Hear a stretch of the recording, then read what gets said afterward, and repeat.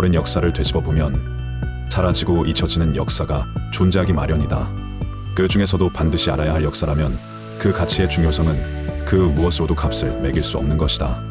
그러한 잊혀진 인류의 역사 중에서도 중요하다고 할 수 있는 역사 한 토막을 다루도록 하겠다. 그노시스 사해문서가 발견되었는데 현대의 가장 위대한 고고학적 발견이라는 평가를 받고 있다. 오늘은 이집트에서 발견된 그노시스 사해문서의 미스테리와 최근 드디어 사해문서의 미스터리가 풀렸다 하여 그 풀린 수수께끼에 대하여 소개하겠다. 지금으로부터 약 70년 전인 1947년에 예루살렘에 있는 미국 오리엔트 연구소의 2명의 남자가 낡아 빠진 가죽 두루마리와 몇 조각의 두루마리를 함께 가지고 찾아왔다. 그것은 2000년 전의 성경 사본으로 구약 성서 이사야 전권과 또 다른 성서의 내용이었다. 16세의 어린 양치기 소년 모하메드가 이스라엘의 소그모수 사해 인근 쿰란 동굴에서 발견한 것으로 지금까지 가장 오래된 성서 사본이 발견되었다 하여 현재까지 그 가치성을 높이 평가하고 있다. 그 유명한 쿰란 동굴의 사해 문서는 어린 한 목동의 손길에 이끌려 그동안 침묵을 지키다 드디어 세상에 빛을 보게 되었다. 베두인족 목동인 모함메드 아흐메드 에라메드가 잃어버린 염소를 찾다가 우연히 발견하면서 세상에 알려졌다. 이브리어를 읽을 줄 몰랐던 목동은 양피지의 가치를 제대로 파악하지 못했으므로 두루마리 중 3개를 골동품상 이브라임 미즈아에게 헐값에 넘겼다. 그 외에 두루마리 중 5개를 예루살렘의 시리아 정교회 대주교 마르 아타나시오스 사무엘이 샀으며 나머지 3개는 그해 11월 24일 유명한 성서학자인 예루살렘의 히브리 대학 고고학과장 엘리자르 수케닉 교수가 매수하였다. 당시 예루살렘은 철조망을 사이에 두고 아랍인 구역인 구 예루살렘과 유태인 구역인 신 예루살렘으로 나뉘어 있었는데 수케닉 교수는 철조망 너머로 아랍인 골동상인이 보여주는 두루마리를 보고 눈이 번쩍 뜨여서 목숨을 걸고 철조망을 넘어가서 그것들을 구입했다. 그 뒤 1954년에 수케닉의 아들 와이 야딘이 25만 달러를 지불하고 사무엘 대주교로부터 5개의 두루마리도 사들여 현재는 이들 두루마리 전부를 이스라엘 정부가 소유하고 있다. 그 뒤로 고대 문서가 발견된 주변 지역에 대한 지속적인 탐사와 발굴 그리고 연구가 진행되었는데 총 11개 동굴에서 100여 개 이상의 문서나 문서 파편, 단편 등이 발견되었다.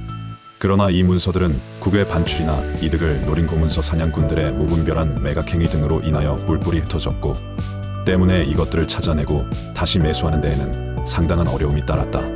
사해문서를 복구하기 위해 독일을 중심으로 한 화석 복원 등의 기술이 서적이나 문서 복구에 응용되기 시작하여 지금은 많은 문서들과 고고학적으로 큰 가치를 지닌 벽화 등이 복원되고 있기에 전문가들로 꾸려진 복원팀은 부셔지고 지워지고 뜯겨진 사해문서를 조심스럽게 하나둘씩 복원해 나가기 시작했다.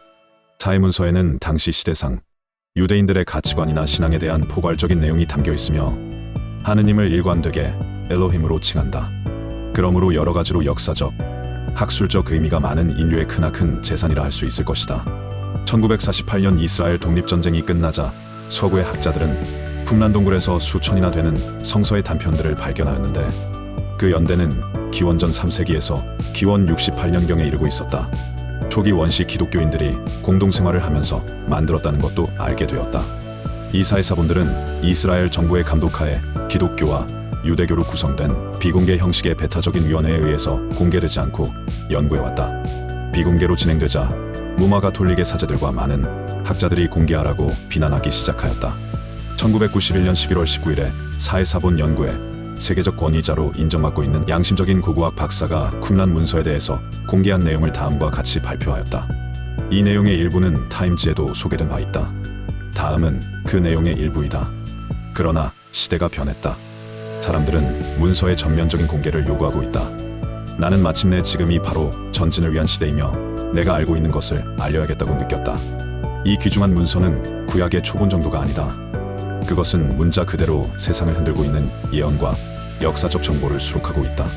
파리에서의 기자들과 성직자들에게 준 본진 박사의 보고는 다가올 수개월 또는 수년간 많은 논쟁을 불러일으킬 것임에 틀림없었다. 한 팔레스타인 목동에 의해 1947년 문서가 발견된 이래 이 문서에 대해 많은 글을 써온 본진 박사가 결코 일반인이 보아서도 들었어도 안 되는 특별한 정보를 누출하고 있다고 비난했다. 독일의 고고학자 울리케 호프만 같은 다른 전문가들은 문서에 대한 진실을 결정적으로 밝힐 정직성과 용기를 지닌 것에 대한 본진 박사를 찬양했다. 2000년 된 사해 문서의 연구와 발간을 주관하고 있는 바티칸과 이스라엘 고고학 당국은 이 문제에 대해 예외적으로 침묵을 지키고 있다. 그러나 본진 박사는 그들이 50년간 대중을 속여왔다는 것을 인정하지 않는 한 그들은 비밀의 사해 문서 내용에 대해 아무 할 말이 없을 것이라고 말했다. 그는 1952년에 이 바티칸의 사해 문서를 보았다고 주장하고 있다. 그는 함께 본 다른 5명의 이름을 밝히기를 거부하고 있다. 한 고위 바티칸 소식통은 본진 박사가 실제로 신뢰할 수밖에 없는 균위자로서 문서의 내용에 대해 충분히 말할 수 있는 신뢰와 위치에 있음을 확인해 주었다. 또 이 소식통은 이 특별한 문서의 내용이 안전을 위해 바티칸에 보내진 것은 그 내용이 세계의 경악과 혼란을 가져올 것을 두려워했기 때문이라고 밝히고 있다.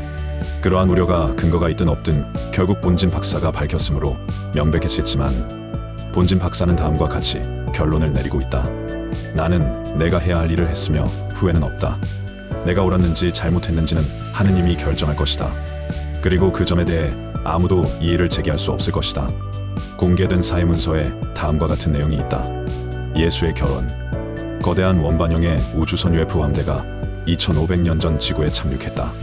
노아의 방주는 이집트의 대피라미드에서 수마일 떨어진 곳에 착륙했었다. 모세는 유대인도 이집트인도 아니다. 그는 다른 행성에서 왔다. 하나님의 모습은 불타는 초록 눈과 흘러내리는 갈색 머리를 하고 있다. 사회 문서에는 장대한 탈것, 바퀴천사의 부대와 함께 있는 전투차에 대한 기록이 있고 사회 문서 또 다른 곳에는 날아다니는 UFO에 대한 기록 등이 있었다. 그노시스 문서 또는 사회 문서라고 말하는 문서의 기록을 자세히 살펴보면 외계인에 대한 내용이 나오고 있다. 그래서 학자나 특히 종교 지도자들은 이러한 사실이 세상에 알려지는 것을 극도로 두려워하여 철저히 비밀에 붙였다고 한다. 아마도 그동안 자신들이 굳게 믿었던 믿음의 뿌리가 송두리째 뽑힐 뿐더러 더 나아가 사기꾼이라는 비아냥을 들을 수도 있었기 때문이었다. 예수의 결혼이나 우주선과 외계인은 자신들의 종교에서는 허락할 수 없는 금지된 단어들이었기 때문에 더더욱 그노시스 사회 문서를 가짜라고 주장하게 된다. 기독교를 비방하거나 모략하기 위한 무리들이 그때에도 있었을 것이고 그들이 그러한 이유로 제작한 것일 뿐이라며 종교계에서는 절대 받아들일 수 없다고 단호하게 거절하였다고 한다. 그러면서 에스겔서에 대하여는 그 어떤 입장을 내놓지 못하고 있다. 그도 그럴 것이 에스겔서의 글대로라면 현대의 외계 우주선 말고는 달리 표현할 방법이 없었기 때문이다. 지금이야 문명이 발전하고 많은 것들이 지식으로 가르치며 인류가 깨어있는 상태라지만 그 시절 문명의 사람들이라면 반짝거리는 음반을 무엇이라 생각하며 레이저처럼 빛이 반사되는 장면을 보고 무엇을 떠올리겠는가 싶다. 이 모든 것들이 무지에서 오는 단편들이기에 그 시절 신격화를 한다고 해도 충분히 이해가 되는 부분이기도 하다. 물론 이런저런 이유로 그노시스 사회 문서는 외경이라고 여기게 되었고 지금까지도 사람들의 관심 밖으로 밀려나게 된 것이다. 이것을 잘 모르는 사람들은 아직까지도 그노시스 사회 문서는 가짜라고 생각하고 있을지도 모르겠다. 참고로 이집트에서 발견된 그노시스 사회 문서에는 고대 종교인들이 리모트 뷰잉, 즉 다시 말해 초감각 원격 투시를 하는 과정에서 알게 된 외계 존재들에 관한 사항이 기술되어 있는데 지구인들과 접촉해온 외계인들은 먼 우주에서 온 것이 아니고 태양계에 살고 있으며 이름을 아콘이라고 불렀다고 한다. 그노시스 문서에 따르면 아콘은 지구가 생성되기 전부터 태양계에 존재한 생명체들이라고 하며 그들은 지구가 형성되자 지구에 침입해 인간이 자연스럽고 정상적인 진화를 통해 실체를 자각하고 여러 차원의 존재를 이해하며 우주적, 영적 생명체가 되는 것을 방해해 인류가 성숙하게 진화되지 않은 시점에 월등한 과학기술을 전달하여 인류 간의 탐욕을 키우고 서로 반목하고 싸우도록 조종해 끝내 인류가 과학기술을 남용하다 자멸하도록 유도하는 악행을 여러 차례 반복했다고 한다. 이 말은 다시 말해 아콘이라는 외계인들이 여러 번의 지구 리셋을 조종했다는 말이 된다.